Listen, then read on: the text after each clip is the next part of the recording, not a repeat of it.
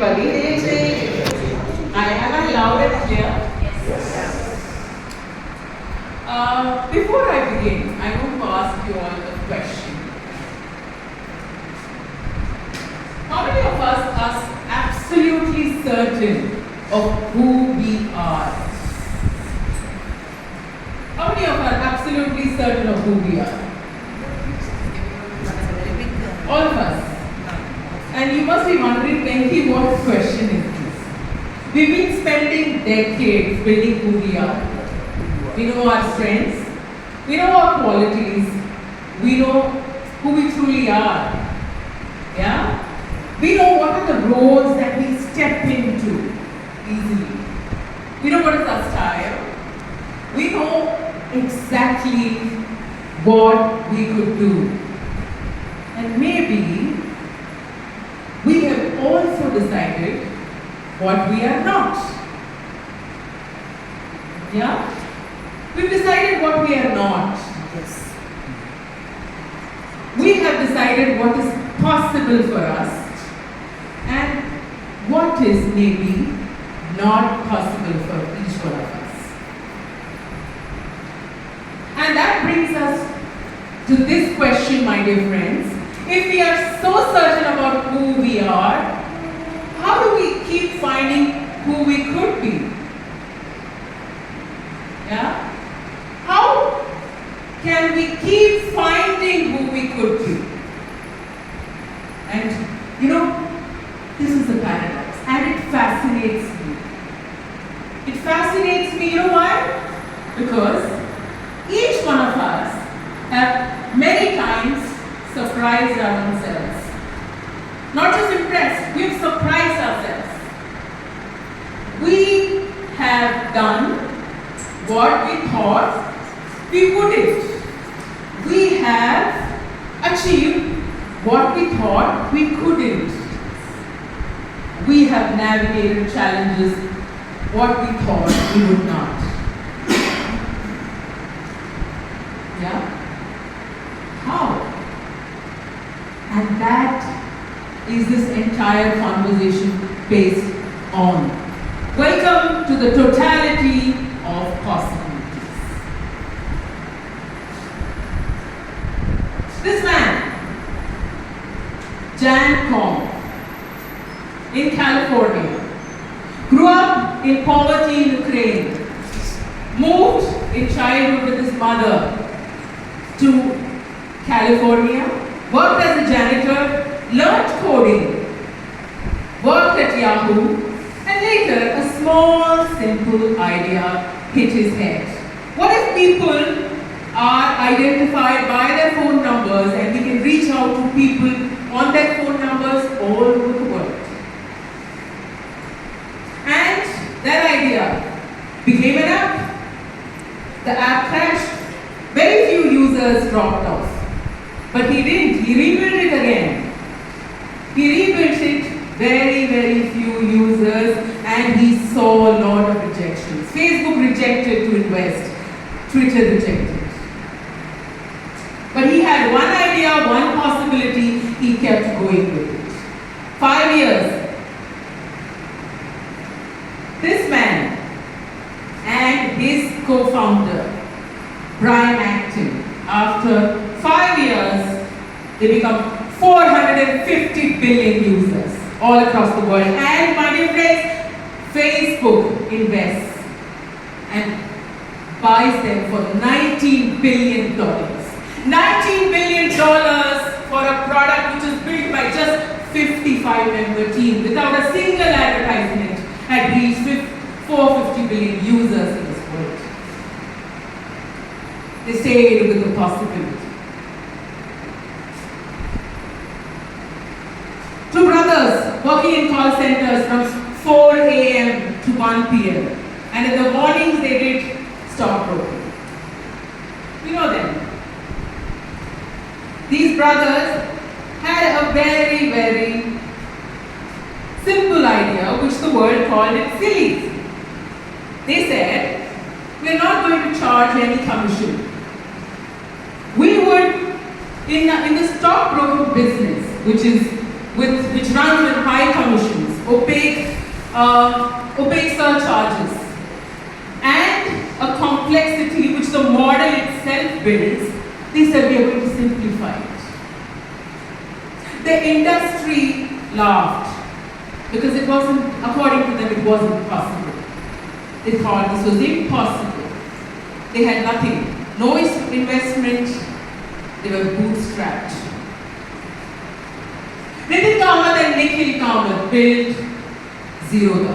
Do we need an introduction? More about them and what they built? No, we don't. That is possibility, my dear friends. This woman, an IITian, and I am A.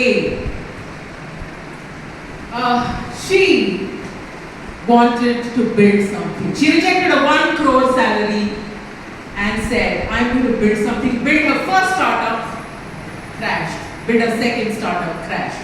But she stayed with one idea, that Indian women, Indian skin tones, they don't need what global brands were selling outside of the entire world.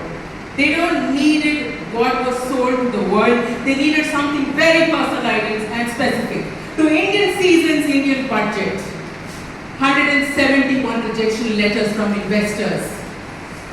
But she kept going. She kept going, and in fact, one investor told her, send me the man in the business, because you don't speak business. And with that, she kept all the rejection letters to fuel her possibility. Vinita Singh built Sugar Cosmetics. Today, Sugar owns 35,000 outlets in 550 cities in the world. Now, we're all very fascinated about the ending. The endings are very fascinating. Success stories, ordinary to extraordinary. The ending, the market evaluation, the acquisition, and the market leadership. But today, I want to invite you to watch for the middle.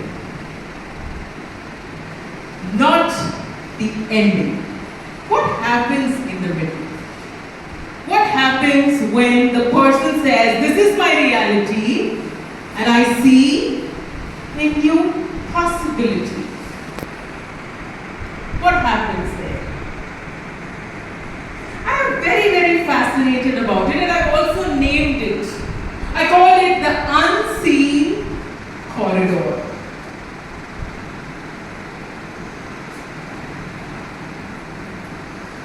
The unseen corridor. Maybe it's there everywhere. It's here. It's here. Maybe it's here. It's everywhere. How do we see it? And that space, my dear friends, fascinates me. How do we see it? So, to see it, you need to first know what locks it. Let's figure out what locks it.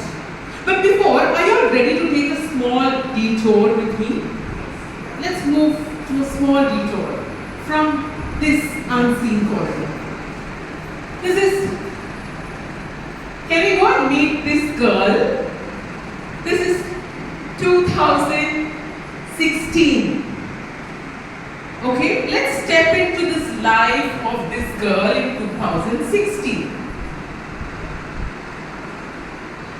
I'm taking a career break. What is going to happen? I won't get jobs again. Oh my God. Now the doctor calls me depressed. Nothing is working in my life. Relationships are struggling. Nothing. Where am I? What am I going to do? This girl, that day, she decided to pick up a book. A book by Louise Hay, a motivational speaker. And that book had just 3 words. Totality of Possibilities. And she got hooked. And later, she decided to find many possibilities for you and my dear friend, that is me. I found many possibilities on this stage. And it's not just me. Each one of you must have found unseen corridors that has got you to here. Each one of you. And that unseen corridor, I decided that I need to study more, understand more, because somewhere this transformation was accidental. How can it be deliberate? How can it be intentional? And that is what was the part. And I decided to study, and these are the 3 key insights that I would like to share with you. The first one, we mistake repeated experience for truth. As leaders, when we see businesses failing or teams failing, we say that's it. When we see something's not working, we see it as truth. Of course, reality creates experience. Experience should not create conclusions. And those conclusions later become truth. And I invite each one of you in this room as leaders to stop mistaking repeated experience for truth. Maybe there is something beyond that. How many of us know organizations that have failed but competition survived? All of us. It's not because competition was better, because in this organization, the leaders, the teams, they couldn't see the possibilities that the competition saw. Yes? So we have to, and that brings us to this question. And I want each one of you to maybe note this question down, to reflect on it later, or reflect on this question. Am I seeing what actually is here, or only what I have seen before?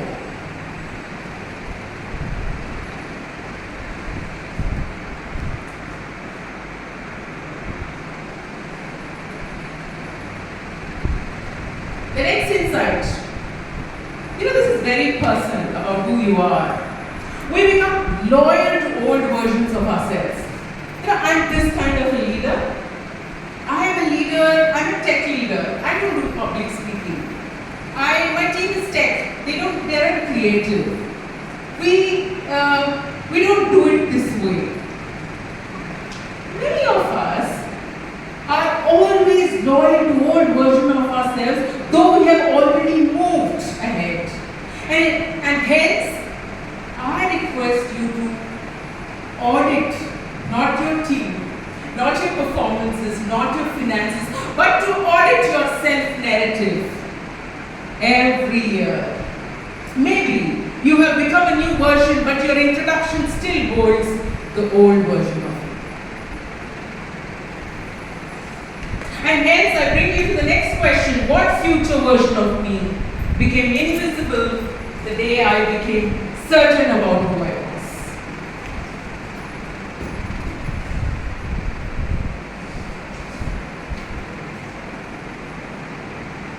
The third one, possibilities enter through disruption. And that's the stage that we are in today. AI creating disruptions everywhere. Business models are becoming obsolete, which have been working for 20 long years. The new generational shifts in talent and their demand from organizations. Everything is changing at a speed that we would never imagined. And these disruptions are possibilities, because possibilities don't come invited. They come as endings, they come as difficult conversations, they come as uncertainties. And you have to be open to those disruptions. Hence, it becomes very important for you to, in today's world, to answer, what disruption am I currently treating as a threat that may actually be an invitation?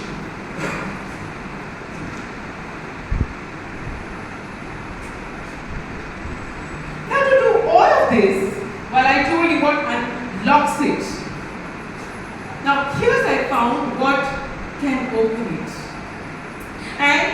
to see the unseen corridor everywhere, deliberately, intentionally, we may all have to wear a lens. And what is that lens? The first one, look for blind spots. If you feel that your lens is clouded, borrow somebody else's lens. Ask for feedback. It's not what about all the yes men in the room talking. It's about that one customer complaining. It's that one unhappy employee. It's that one dissenting new employee who has joined who's talking about policies and procedures. Maybe that's where the blind spot is. And that's what leaders have to look for. Expanding fantasy. When was the last time you all fantasized? Morning. Yeah. What answer comes to me, may I confess? When I think about my first love, I think when I was first fell in love, I fantasized about my life ever after. I invite you and urge you to fantasize about your business, about your teams, about you, like it's your first love. Fantasize about your organization, your vision, like it's your first love. We're so used to planning, and planning comes with constraints and the resources which are existent. And that could lead to limitations. So what you need to do is maybe fantasize. Nourish the wonder in you. You know, many times people ask me, what is the difference between fantasy and wonder? Fantasy is deliberate imagination of possibilities. Wonder is being in an innate state to see that. Being in wonder. Being in awe. Of maybe this is possible. Wow. Yeah. Maybe that is wonder. And the last, let's suspend the need for adding meaning. If this happened, maybe this is what it means. Maybe it does not. If a team doesn't perform well, if a product is not selling in a market, it doesn't mean it's the end. Maybe you have to take a detour. Maybe you have to figure out another way. Maybe you have to find another possibility. And with that lens, my dear friends, I would ask you to rise.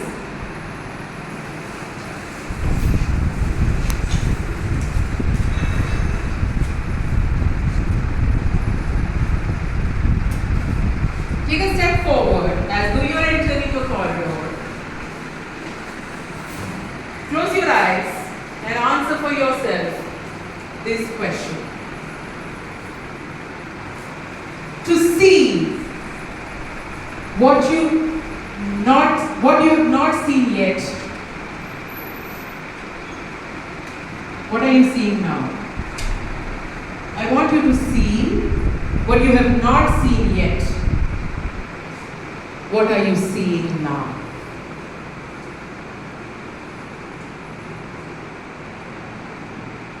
Take your time.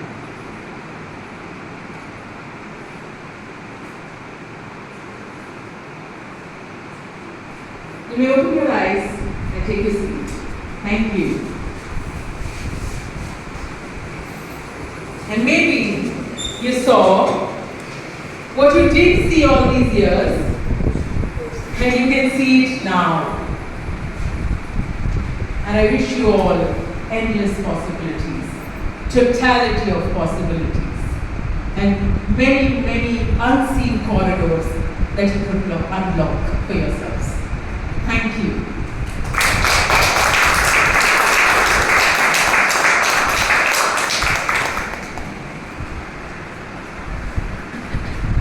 Thank you. Can be over here. So can you give another round of huge applause for sit down with